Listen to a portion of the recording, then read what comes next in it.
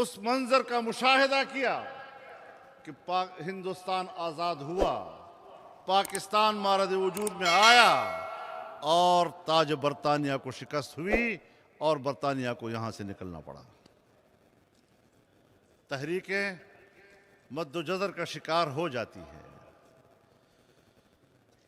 تحریکیں نشیب و فراز کا شکار ہو جاتی ہیں، لیکن تحریکوں کی مثال سمندر کی لہروں کی ہوتی ہے۔ لہریں کبھی ڈوب جاتی ہیں، پھر ابھرتی ہیں، ابھر کر پھر ڈوب جاتی ہیں اور پھر ابھرتی ہیں، لیکن بالآخر ساحل پر جا کر دم لیتی ہیں۔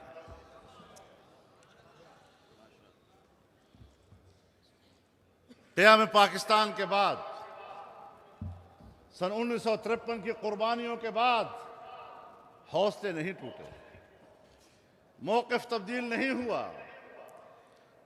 شکست کا معنی یہ نہیں ہے کہ آپ میدان جنگ میں ہار گئے، آپ کی قوت کمزور ہو گئی، آپ پٹ گئے۔ شکست اس کا نام ہے کہ آپ کے اعصاب ٹوٹ گئے، آپ کی قوت ارادی شکست کھا گئی، آپ کا موقف کمزور ہو گیا، آپ پسپائی اختیار کر گئے۔ اس کا نام ہے شکست۔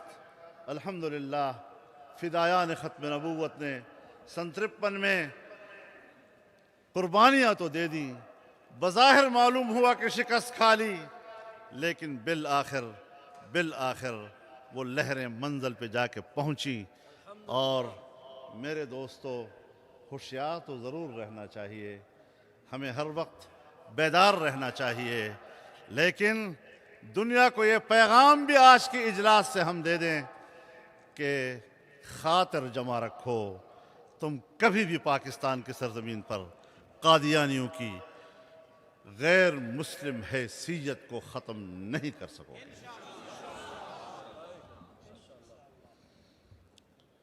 جب ہم ختم نبوت کی بات کرتے ہیں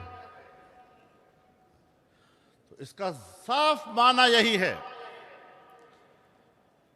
اليوم اکملت لکم دینکم واتممت علیکم نعمتی ورضیت لکم الاسلام دینا۔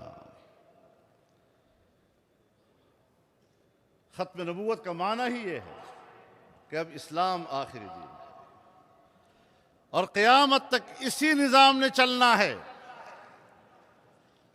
ختم نبوت ہمارا مشترکہ عقیدہ ہے،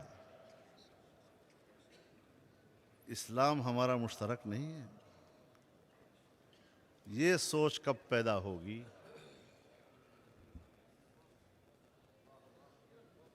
ہم جس طرح کی گفتگو کرتے ہیں تقریروں میں، ہم مختلف فورمز پر جاتے ہیں، تمام مکاتب فکر کے لوگ بیٹھتے ہیں، مختلف سیاسی جماعتیں بیٹھتی ہیں، ختم نبوت کے حوالے سے تو اور ناموس رسالت کے حوالے سے تو ہم کہتے ہیں یہ ہمارا قدر مشترک ہے، لیکن جو قرآن جناب رسول اللہ صلی اللہ علیہ وسلم پر نازل ہوا اور جو دین اسلام رسول اللہ صلی اللہ علیہ وسلم نے انسانیت کو عطا کیا، امت کے سپرد کیا، کیا وہ امت کے درمیان قدر مشترک نہیں ہے؟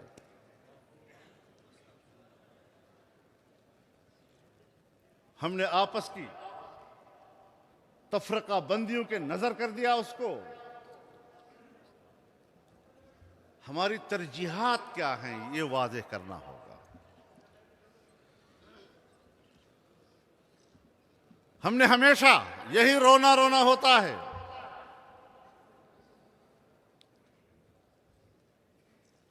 کہ حکمران اسلام نافذ نہیں کر رہے، پارلیمنٹ اسلامی قانون سازی نہیں کر رہی، اسلامی دفعات تبدیل ہو گئے، آئین معطل ہو گیا، ختم نبوت کا قانون معطل ہو گیا، حکمران ذمہ دار ہے، پارلیمنٹ ذمہ دار ہے، پارلیمنٹ کے ممبران ذمہ دار ہیں، ساری زندگی یہی رونا رونا ہے اور کبھی بھی خود اس عقیدے کے لوگوں کو ایوان تک نہیں پہنچانا۔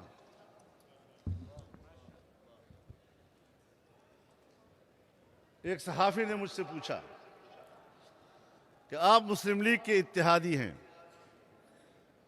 آپ سے انہوں نے وعدہ کیا تھا کہ ہم اسلامی قانون سازی کریں گے اور یہ کریں گے اور وہ کریں گے اور یہ اصلاحات اور وہ اصلاحات، کیا انہوں نے وعدے پورے کیے؟ تو میں نے اسے کہا کہ آپ نے مجھے کب اتنا سادہ سمجھ لیا ہے کہ میں مسلم لیگ سے توقع رکھوں گا کہ وہ پاکستان کو اسلامی مملکت بنائیں گے اور قانون سازی کریں گے؟ آپ نے کب مجھے اتنا سادہ سمجھا ہے؟ یہ کام اسی وقت ہوگا جب ہم خود اقتدار میں ہوں گے اور اکثریت ہمارے ہاتھ میں ہوگی۔ اب جب ہم دو چار دانے ایوان میں ہوتے ہیں تو پھر ہمیں ایک حکمت عملی بنانی ہوتی ہے کہ اس چھوٹی سی تعداد کے ساتھ اس نظام حکومت میں، اس نظام سیاست میں ہمارا کردار کیا ہو سکتا ہے۔ تو ہم اپنی حکمت عملی بناتے ہیں کہ ہم نے اس طاقت کو استعمال کیسے کرنا ہے اور پھر اپنی حجت پوری کرتے ہیں۔ جہاں وہ قیام پاکستان سے لے کر آج تک اسلامی قانون سازی کے سے بیزاری اور اس سے دور رہنے کے گناہگار ہیں، تھوڑا سا ہمارے معاہدے کی خلاف ورزی کر کے بھی تو اللہ کے سامنے خود ہی جواب دے ہو نا۔ سمجھ میں آ رہی ہے بات یا نہیں؟ ہم بھی آج نہیں پیدا ہوئے، ہم بھی چھوٹے بچے نہیں ہیں۔ سن 1988 سے میں پارلیمنٹ کے اندر ہوں اور بزرگوں کے زمانے سے لے کر آج تک انہی غلام گردشوں کی آوارگی کرتے پھر رہے ہیں۔ بہت تجربے ہو چکے ہیں، کھنگال لیا ہے ہم نے، لیکن اب تک ہم عوام کو نہیں سمجھا سکے۔ قصور اتنا ہی ہے کہ اگر پاکستان کا آئین کہتا ہے کہ اسلام پاکستان کا مملکتی مذہب ہوگا اور قرآن و سنت کے مطابق قانون سازی ہوگی اور قرآن و سنت کے منافی قانون نہیں بنے گا، تو یہ تو پارلیمنٹ نے کرنا ہے۔ اور پارلیمنٹ میں آپ نے وہ دنیا بھیجی ہے اپنے ووٹوں سے کہ جس کو سورۃ فاتحہ نہیں آتا تو جن کو قل هو اللہ نہیں آتا۔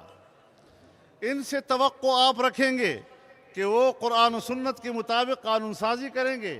کسی اسلامی قانون کے لیے ان کے پاس نہ کوئی حوالہ ہے، نہ صلاحیت ہے، نہ قرآنی آیات کو جانتے ہیں، نہ کسی حدیث کا حوالہ دے سکتے ہیں، نہ کسی فقہ کا حوالہ دے سکتے ہیں، اور نہ ہی وہ جذبہ اور احساس ہے۔ قصور کس کا نکلا؟ قصور آپ کا نکلا۔ تسلیم کر لو کہ قصور آپ کا ہے۔ جب تک آپ ان کو ووٹ دیتے رہیں گے، کم از کم مجھ سے تو گلہ مت کریں کہ اسلام کیوں نہیں آ رہا۔ کئی سال پہلے میں یہاں پتہ نہیں ساہیوال یا اس علاقے میں کچھ صحافی